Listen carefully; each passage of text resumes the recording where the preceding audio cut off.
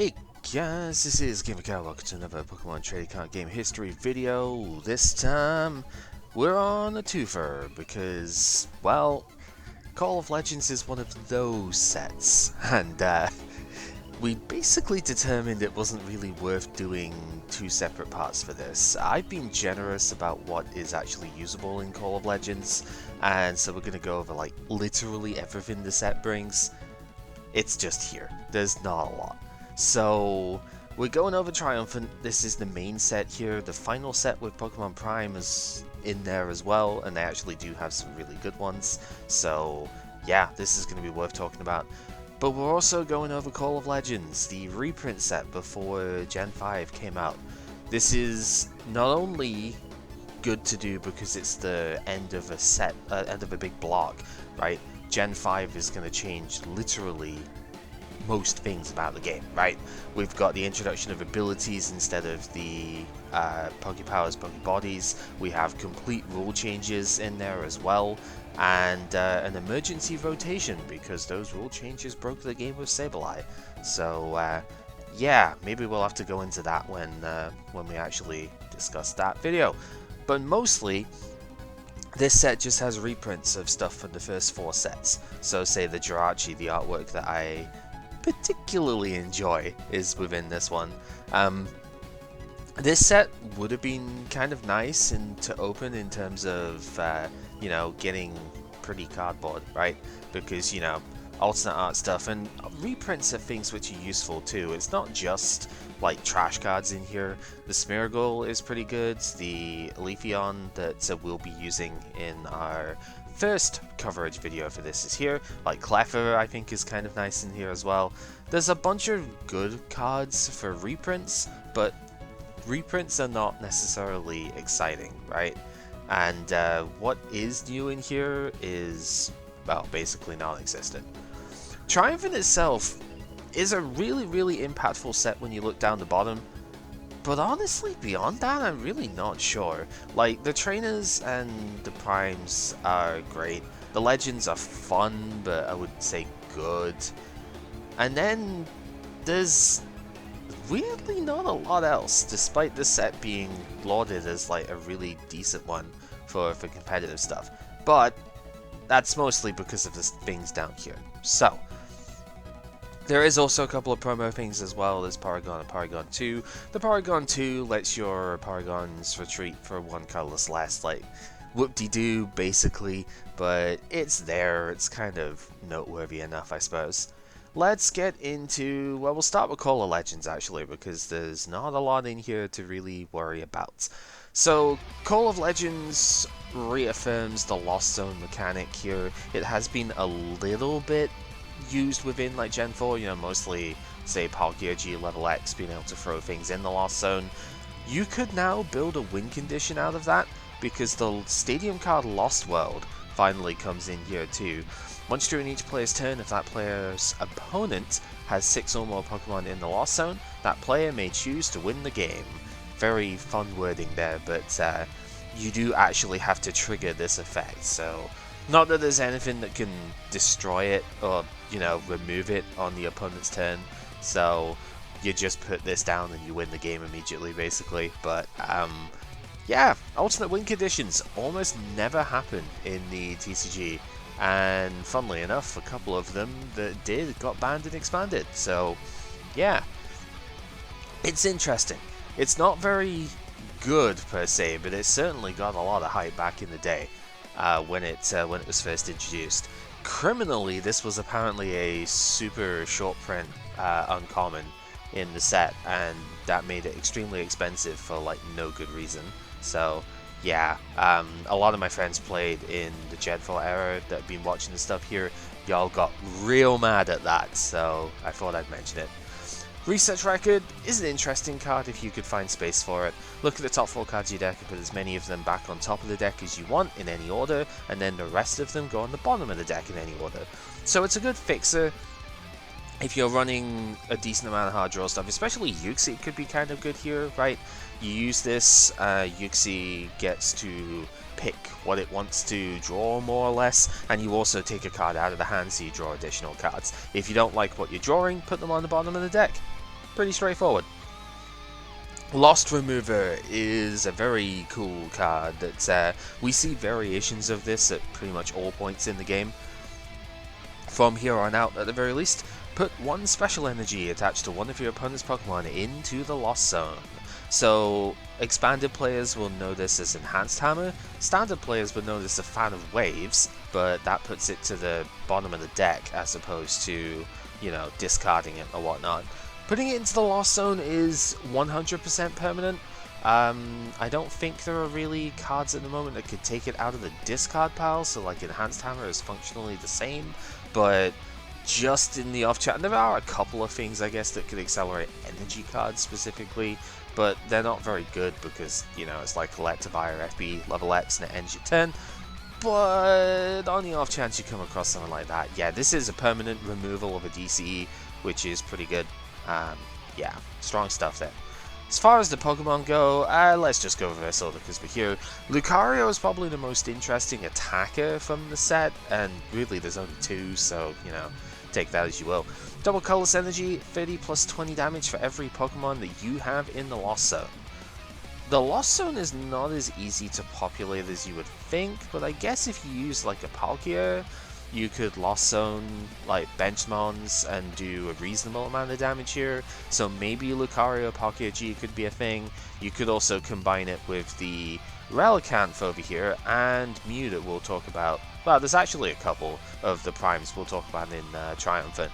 The Relicanth lets you choose a card from your hand to put into the Lost Zone and draw 3, that's its main purpose for one colorless energy, so this is a lead option, and if you put Pokemon into the Lost Zone, that could actually be beneficial for the Mew that we'll talk about soon enough. Pachirisu is easily the best card added in this set, as far as well, basically everything really. Lost Remover is good, but it doesn't see that much play. Research Record is fine, but only really for Turbo style decks.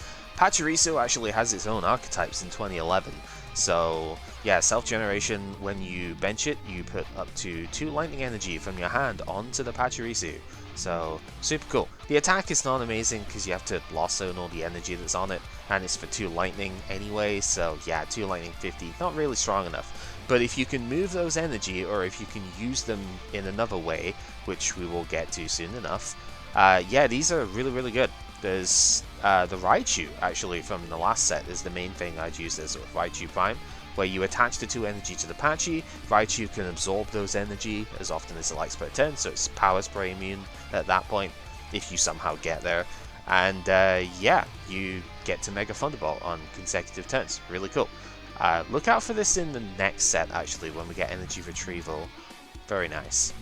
Seviper, I think, is interesting. It's not necessarily a good card, but we do technically have Skuntank, so like for this one round, this could be pretty useful with Skuntank G. 1 grass, 1 grass? We're not in Gen 2 here, Cal. 1 Psychic, 1 colorless, 20 damage, and if Seviper is poisoned, which its first attack can do, but it's too slow, right? If it's poisoned, it does 80 and removes the poison from Seviper. The reason this is relevant is because Skuntank G, if you have a Stadium in play, you poison both your active and the opponent's non-SP active, and that means you get to do 80 with this, plus the poison, so it's respectable. Low to the ground sort of thing, maybe we could make it work. It's probably not strong enough, but I might try it at some point before we leave this. We're probably going to do like 2, maybe even 3 rounds of this, to be honest. There's quite a lot to go over, so yeah. Then we have Mime Jr. is something I have heard got used a little bit. It has the baby roll stuff that all the other ones have here. Sweet Sleeping Face, if it's asleep, it doesn't get damaged, which is interesting. And Sleepy Lost lets you put the top card of the opponent's deck into the Lost Zone. I think the idea was this was like a lead in something. I actually don't know. It doesn't seem that impressive to me, but at the same time, I think it's just disruption, really. So there is that. Could be useful. Teddiursa is probably a better basic than the other one. The other one does have 60 HP, and Takedown is technically synergistic with the Ursaring, but this one, if you flip heads, makes it so your opponent can't play trainers next turn, which is pretty powerful. So yeah, I think this one might end up just being a bit better. And then the Fanpy, I don't personally like, but I know a lot of people apparently used to swear by this one, where if it's got any energy attached to it, it takes 10 less damage, but it has 10 less base HP than the other one. It doesn't have flail, so it can't do revenge damage, and it takes 2 energy to attack. So I personally don't like it, but preference, I guess that's the main thing. Yeah, let's get on to the actual set that we want to talk about here, which is Triumphant. So we should probably start with the trainer cards in here as we usually do, because there really aren't very many of them. This Alpha lithograph is actually important to note. Look at all of your face down prize cards. You do not flip them face up or anything like that, but this is town map, just without the revealing to the opponent. Like with Azelf and stuff, you are allowed to take notes of what was in your prize stuff. We actually saw this even now with Azul playing Hisuian Heavy Ball in the Oceania Internats, like the finals. We actually saw it because he had just a little pen out and was taking notes on what was in the prizes. So yeah, this is a legal move in tourney stuff, and it's really cool. So yeah, just get knowledge of what's where is very helpful. You don't shuffle them either, so yeah, very good stuff. Black Belt is an interesting trainer card for some decks. As a supporter card, you can only play it if you are behind on prizes, so it's a one-off more or less. But you do 40 more damage to the opponent's active Pokemon this turn. Yeah, that hits really hard.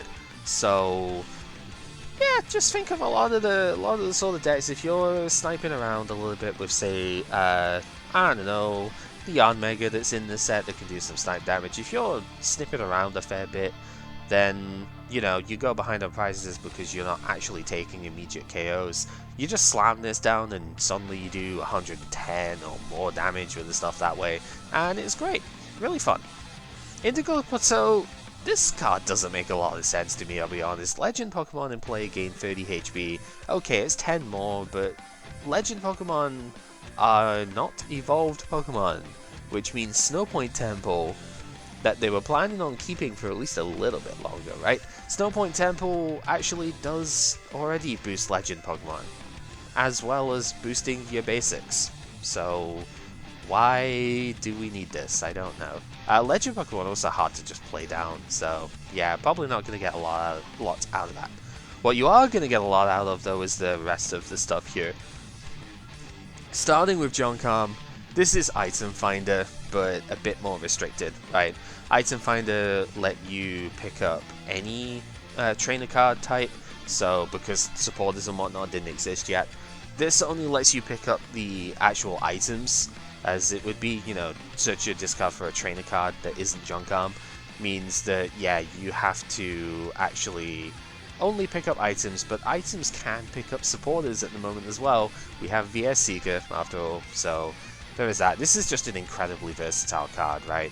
You pick up your VS Seeker, you pick up the Switch, you can pick up Red Candy, you can pick up Expert Belt as well, it is just insane. So yeah, ridiculous card here. Pokemon Communication is another really good one. You could even go digging into the deck with this with Pokegear. That Lost Remover that we saw here, that could just be a one-of, and you just use that with Junkam, right? Absolutely insane card. Seeker, also really insane, and it's funny that he actually has the duel from Lost Remover on here. Each player returns one of his or her benched Pokemon and all cards attached to it to his or her hand. You have to return first, so that is important to note, because the opponent does get to choose potentially based on what you picked up.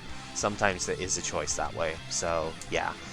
This of course lets you reuse stuff like Uxie, it lets you reuse, in the deck I played, it lets you reuse Magmortar, so I could burn Confuse stuff with the Leafeon, that's really nice. It does let your opponent pick up stuff as well, that can sometimes be a blessing in disguise. Early game, if the opponent's not managed to establish like a collector turn 1, you might just be able to donk them with this, which is pretty funny. So yeah, SP decks also don't mind it, because you pick up a Crobat and ping again, and maybe you've got Power Spray or something. So yeah, stupidly good card, and look forward to it, I guess. It's a very important mainstay throughout a lot of the current era, so yeah. Twins is also really good, and potentially changes the way the game flows if you don't prize like all of them. Go figure. If you are behind on prizes, so once again the same thing as Black Belt here, search your deck for any 2 cards and put them into your hand. Ridiculous anti-aggro tool here. This helps you set up your stage 2 stuff a lot, and is probably one of the biggest reasons why those sorts of decks actually were still relevant at this time. Really, really powerful card, and works extremely well with some of the stuff we have in here too.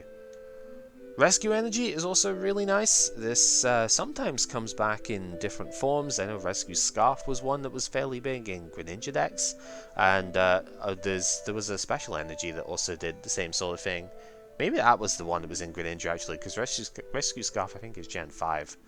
Yeah, doesn't matter. Rescue Energy, you provide a colorless, and if you are KO'd by damage from an attack, the Pokemon goes back into your hand. All cards attached to it get discarded, so you don't get to keep the Rescue Energy, but the Pokemon itself comes back, and that can be extremely helpful to just make sure that, you know, your next, say, I don't know, Donphan, if you wouldn't use this in Donphan, but like, if Donphan got KO'd and it had this on it and you had a Phanpy on the bench, you could pick up the Donphan, and the Phanpy actually, but you pick up the Donphan and your next one could just evolve straight away.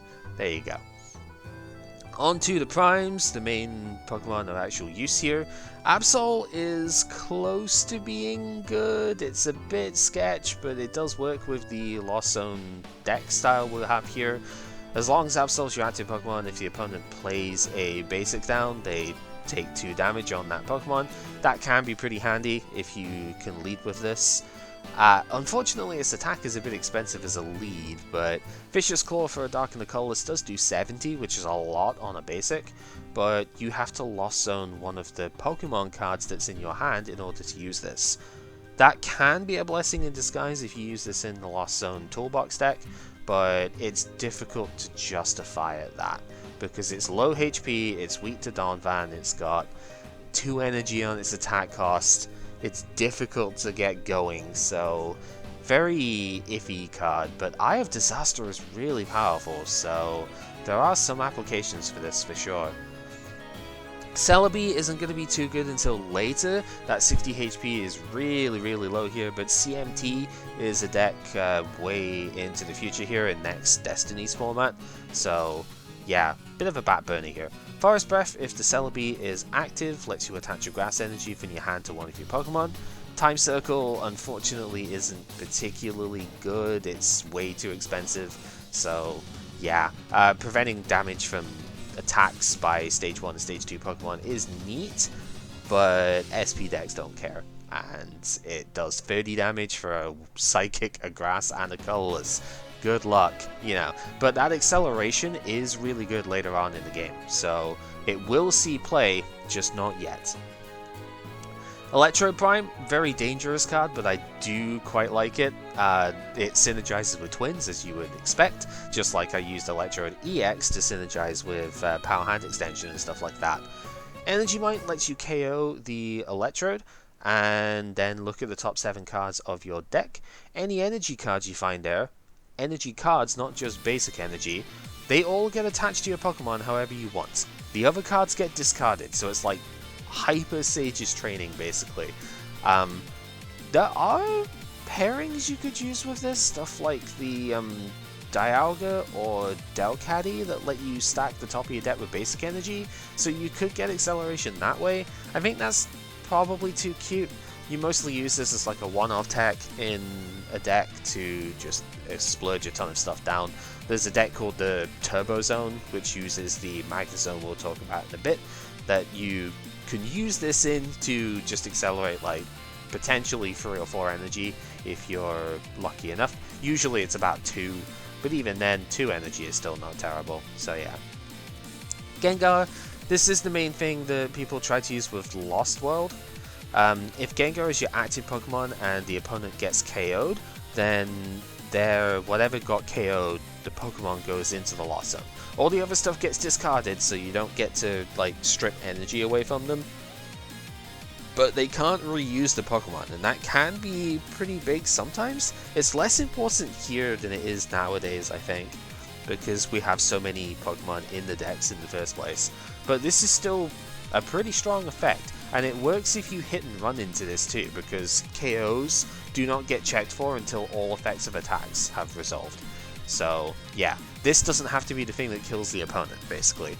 Hurl into Darkness is why the Gengar deck was, like, the Lost Zone thing was conceived. For 1 Psychic Energy, although really it's any number of Psychic Energy, look at the opponent's hand and choose the number of Pokemon you find there up to the number of Psychic Energy attached to Gengar. Put the Pokemon you chose into the Lost Zone. So yeah, it's supposed to accelerate your get to 6 and win the game strategy here. Curse Drop is actually pretty cool too though. Psychic in the Colress, 4 damage counters on the opponent's Pokemon in any way that you like. There was a Gengar and Diamond Pearl base that, yeah, it switched to the bench after it did this, but it did this for Psychic Colorless. And like, I always thought that was cool, it was just way too expensive. This is much more approachable, so yeah, could be decent. 130 HP is pretty big too. Machamp over here is a pretty fun card for straightforward beater decks. Donchamp is the main one here. Fighting Tag lets you move all fighting energy from your active to Machamp and then switch Machamp with your active. I have been told you do need to have a fighting energy on here because of the if you do on this. So you cannot just use this as a straight switch. You have to have a fighting energy down on the active. But that's fine because you most likely will. And you can seek a damaged one of these from the bench as well. You might not want to though, because looking at the attacks, one fighting, 2 colorless, that's fine. Double colorless is good in this deck too. 60 damage, discard a special energy on defending Pokemon. So yeah, if you can't one-shot them, 2-shot them with Disruption. That's pretty powerful. And then 2 fighting, 2 colorless for 100 damage. Bit expensive, but Fighting Tag does let you build this up fairly nicely as you go. 100 damage plus 10 more for each of your bench Pokemon that has any damage counters on. So this can hit for one-shot numbers. It's got a big 150 HP as well, which is very solid. So yeah, decent card. Magnezone is the real deal though, and maybe this would be why you would want to use stuff like Donphan and Machamp here, because Magnetic Draw, oh my god, this ability is so good. Once during your turn, before you attack, you may draw until you have 6 cards in your hand. We have seen this on an easier vector before, in Porygon 2, back in Delta Species actually. So it's not as if this effect is new, and like it was really good then too. But now, with the fact that we have like Junk Arm to discard the cards here, we have a lot more playable stuff that we can do. We can Pokemon Communication back in things. It was a lot harder to pare your hand down in Gen 3 than what it is now. So yeah, this is actually really good now, to be honest with you. And it's not just for the ability, it's the HP is pretty solid too, 140, we're still sort of stepping it up a bit here. Yeah, there are still Stage 2s nowadays that get released with this HP, so that should tell you a bit. But Lost Burn is also ridiculous. 1 Lightning in the Colors to do 50 damage for each energy you Lost Zone across your entire board. This is where something like the Pachirisu could maybe come in, because you attach 2 Lightning from hand, you Lost Burn those 2 Lightning, Magnezone gets to keep its energy, you've still done 100 damage without an attach for 10. This obviously scales, 150 is enough to one-shot almost everything in the format, so yeah, free energy is where you would ideally want to be. There's so many ways that you can fuel this. We have, I guess if you play enough water stuff, technically for Alligator could be a thing, if you really wanted to. I know in the next format, Emboar, Magnabor was the world's winning deck from this format. This upcoming format, so that's obviously very cool. Typhlosion could maybe be used. Regirock is another one because you can accelerate fighting energy to itself. Electrode, as we noted, could potentially turbo stuff out. And then the Pachirisu, yeah, there's so many good things you can do with this to get it going. And it doesn't even have to be the centerpiece attacker either, because that Magnetic Draw is just ridiculous. So yeah, very, very good card. We're going to see so much of this as we go forward, especially when we lose Yuxi. That's like its main competition in terms of drawing right now. And technically Yuxi is easier to use, but less stable in the long term. because it makes your bench a lot cloggier. So yeah. Mew is the centerpiece of its own thing. This is Mew expert at home, I guess, I don't know. Lost Link lets you use the attack of any Pokemon in the Lost Zone so long as you can pay for that attack. Now this Pokemon only has 60 HP, which is really low, but it does have a 0 retreat cost, so if you start with it, it's not the worst. If you start with it though, you probably want to put a Psychic Energy on it and use Sea Off as its attack here, which searches your own deck for a Pokemon to put into the Lost Zone.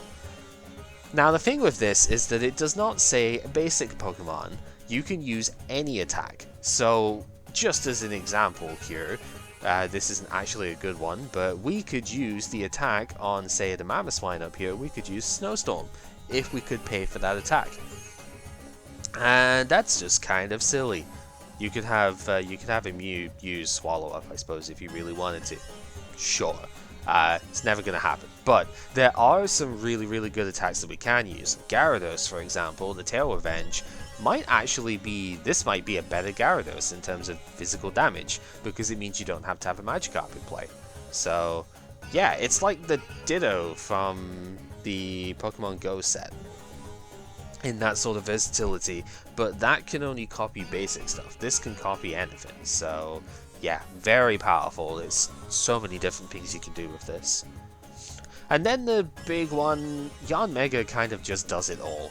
110 HP is relatively solid on stage 1, 0 retreat cost really good. The Yanma as well that gets played also has 0 retreat.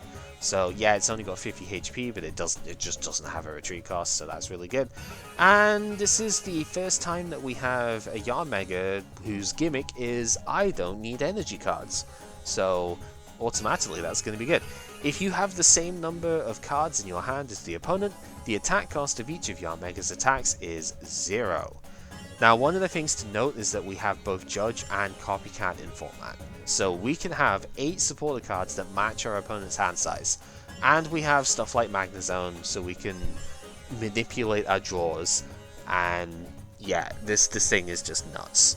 Its attacks though, if it didn't have good attacks, it wouldn't be worth talking about. And it has some pretty okay ones. Linear attack lets you snipe 40 on one of the opponent's Pokemon, wherever you want. So that can obviously finish things off, or set them up to make it so that, say, Magnezone doesn't cost as much to kill them. So that's obviously good. And then Sonic Boom doesn't hit for weakness, which is a shame. That's the one disadvantage with this card, is that it really doesn't hit very hard on the grass side of things. It's just straight vanilla damage. But 70 damage onto the active, not affected by weakness or resistance, is solid. I don't think anything even resists grass at this point in time, so whatever, it just doesn't get affected by weakness. 70 is a decent enough number though. You can use, right now, Crobat Pings can obviously do it. Expert Belt makes this 90, which is pretty good, and you get to do plus powers and all sorts of fun stuff like that, so yeah. The Legend Pokemon this time, the final ones, are the Gen 4 ones. Darkrai and Cresselia Legend, 150 HP, 2 retreat cost, Psychic and Fighting weakness, so yeah, a little bit awkward there, but Dark and Psychic, reasonable enough typing. 2 reasonable-ish attacks, depends exactly what you want here. 2 Dark and 2 Colorless to do 100 damage is your actual damage attack here. Choose 2 energy attached to this Pokemon and put them into the Lost Zone. If any of the opponent's Pokemon would be KO'd by damage from this attack, put that Pokemon and all cards attached to it into the Lost Zone instead of discarding it. This actually does deny the energy as well if you get the KO. It's really expensive to charge up though. Like, I don't think Dark is an energy type that you can really accelerate right now, so I don't think this attack is ever going to get used, but the effect is cool at the very least. And hey, you could Lost Zone the DC, I suppose, so you could chain it. Moon's Invite is what you actually want this for though. Move as many damage counters from on your opponent's Pokemon as you like to any of your opponent's other Pokemon for 1 Psychic Energy. So this lets you just take the KOs. If you've been spreading a ton of damage, this is your finisher for that kind of deck. Like, it would have been cool actually to have seen Sai's deck use this. But it wasn't out last time, and yeah, there is that. So yeah, the spread type deck, say Gallade or something, probably is the best one for this because you're already doing some spread stuff with that. This lets you just KO whatever you want, more or less, if you've got enough damage spread. Very cool. Palkia Dialga Legend, massive meme on this one, but we can say it anyway. The typing doesn't matter for hitting weaknesses because it doesn't have any damage attacks, spoilers. 160 HP is really big for these. Lightning and fire weakness, maybe a little bit annoying because especially Luxray is really good, and Typhlosion tends to come up quite a bit, so yeah. This one's actually really hard to read as well, so I'll do my best with this here. 1 water, 2 colorless for sudden delete. Choose one of the opponent's bench Pokemon, put that Pokemon and all cards attached to it into the opponent's hand.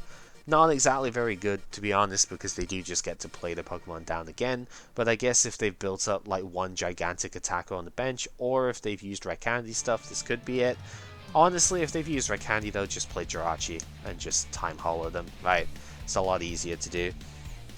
However, for 2 metal, and the colorless, time control, discard all metal on Palkia Dialga Legend, add the top 2 cards of the opponent's deck to his or her prize cards. This technically breaks even. If they KO this, they take 2 prizes, but that could take quite a while to do. And PDL is searchable via Magnezone. It is acceleratable via Magnezone. I don't know why you'd be playing like that sort of dedicated thing over these guys. But, I mean, I did play Magnezone Legends before with the Raikou ones. So, technically you could search this, and it would let you accelerate to it as well, because you accelerate metal from the discard. And, yeah, in theory, you could make it so the opponent has, like, 10 plus prize cards. And, yeah, it's chainable, I guess. That's fun. But, yeah, very, very difficult to get going, so probably never gonna happen. As far as the rest of this set goes, this is where it starts falling apart. There's not a huge amount that's amazing in here, but I'll go over what I can find. So, Porygon Z, there's only one reason why I dislike this, and it's not even Vileplume, although that doesn't help. Dimension Transfer is practically identical to a Florges that was in Gen 7 actually. Once during your turn, before you attack, you may flip a coin. If heads, search your discard for a trainer card, show it to the opponent, put it on top of the deck. So the reason I don't like this is because we don't have anything like Robo Substitute or Pokédoll basically to infinitely reuse with this kind of effect. Yeah, Florges had pretty much the exact same stats off of here too, and it was used with, I think it was with Donphan that had Sturdy, and you basically just went Lily's Pokédoll and Last Chance Potion were like the 2 things. Lily's Pokédoll was for stalling, Last Chance Potion was for healing the Donphan up to full health again, so Sturdy was triggered, and we don't have anything like that. So I don't think this is really good. If we want to recover items, we're going to use Junk Arm, right? And yeah, I don't think this is nearly viable enough. Suspicious Beam also isn't super good. 80 damage for 3 colorless is respectable, but if PZ doesn't have a rainbow energy attached to it, so functionally 100 HP here, it does 20 to itself and confuses itself. So yeah, rainbow double colorless is necessary to attack efficiently, and it's not even very good at that, so yeah. Solrock is kind of fun because if you have Lunatone in play, then Pokemon can't get healed, so that's neat, but the Lunatone is absolute trash, and Solrock's Sunflash attack is just annoying, I suppose, so I guess if that's your thing, then sure, I don't know. Spiritomb, if you bench it, it makes the opponent shuffle draw 6, which is a heck of a lot of cards to give them, but I have seen this in a couple of decks in the future. I don't really know why, to be honest with you, but I guess like 6 cards is a lot for a disruption effect to give the opponent, so I don't think it could be solely because of that. Deck out also doesn't seem too likely, it's even at 6 cards. We're not quite in that sort of format right now, so I don't really know, but I've seen it, so we'll note it. Ambipom is a thing that exists for double colorless energy, 20 damage, and you choose 2 cards in the opponent's hand without looking at them, and then shuffle them into the deck. Kind of rough after a judge. Kind of glad we don't have Empoleon level X anymore, because that would be very annoying. going Empoleon into Judge into Empoleon 2 of their cards away into this getting the other 2 cards away, that would be very silly. But you know, that's the kind of thing I would probably build. Let's be honest. Ditto only has 40 HP, and that's extremely bad. But Ditto Bollock makes it so the opponent can only have 4 bench Pokemon in play. Granted, this also means technically you only have 4 bench Pokemon in play too. But it stops, yeah, because Ditto takes up a space. But it stops the opponent from benching that extra Uxie or whatnot. You could catch some really awkward stuff with this. And if they already have a full bench, then they have to discard one of their cards. That's probably fine. They're just going to discard a Uxie or discard Azelf or something like that. But, you know, it's one of those sort of cards that's kind of neat. And the effect is really strong. We saw this on Pseudo Widow in Gen 6. That saw a lot of play. But the Pseudo Widow does have more HP. So, up to you on that one.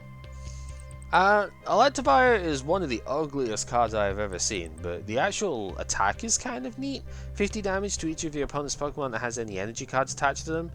For 3 lightning energy is expensive as hell, but Plasma does at least help you get those energies, so sure, I guess. I don't like it, but I mean 50 spread if the opponent plays a ton of energy around is pretty solid.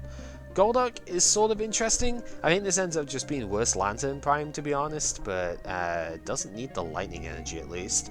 Natural Remedy, I guess, is somewhat cool. If you attach a water to the Golduck, you remove damage counters from it. 2 to be specific. It's only got 90 HP, but I mean, if you could heal 70 damage off of this, that's probably pretty good, right? And then Powerful Splash for a water and a colorless energy. 30 damage plus 10 more for each water energy on all of your Pokemon. So yeah, it is effectively just worse Lantern Prime, because, you know, but it's Lantern Prime with a different weakness, and that can actually matter. So yeah, it's okay. For Alligator Golduck, potentially playable. There's a very funny Magmortar that discards the top and top card of the opponent's deck for every fire energy that's on it, and then you flip, and if you flip tails, flip a coin. If you flip tails, then you discard all the energy. This is just Wildfire Moltres, but with more steps and potentially not discarding the energy. I don't know how you don't just die using this, to be totally honest with you, because we've seen so much heavy damaging. 100 HP is not even that high when Afterburner's gonna kill it, but maybe with Emboard, this could be very stupid. So yeah, I don't know. It's no Duran though, that's for sure. Sharpedo is notable because people tried to meme this with Victini when that came out in oh god, Noble Victories, I think is the set. 20 damage for 1 dark, flip 2 coins. If both of them are heads, the opponent discards their entire hand. That's a stupidly strong effect, but on 90 HP stage 1, just, it's so tough. I don't know. It's very funny if nothing else. Marowak itself is not super noteworthy, although 2 fighting energy, 80 and discard a stadium card, so long as there is one in play. That's kind of cool, I guess. But you need it for the Cubone, which is the big meme of this set. This is your Turtwig of this set, really. Lonely Bone makes it take 20 less damage for each Marowak in your discard pile. So yeah, Cubone only has 40 HP, but it can take 80 less damage every turn. And that's enough to keep it alive against a lot of things. Bone Rush is not a very good attack though. Double colorless energy at the very least, but you flip until tails and you do 20 damage for every heads that you get. Yeah, not exactly inspiring, but a very stupid deck nonetheless, and some things just can't deal with that, right? Like Yarmega can do no damage to this thing, so sure. And it doesn't have to be active for that, so you can bench multiple Cubone. I don't know, very funny card. Unknown lets you heal status conditions from your active Pokemon when you bench it. I have been told this actually did see play. I guess I could see it in like a Vanillux deck or something, against Vanillux later on.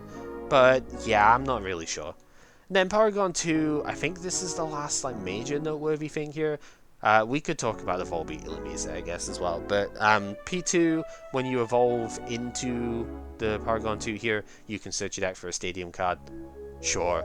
I don't think there's a good Paragon Z that you can play, though. So, It's very awkward. But stadiums are hard to search, so if you need that kind of effect, cool.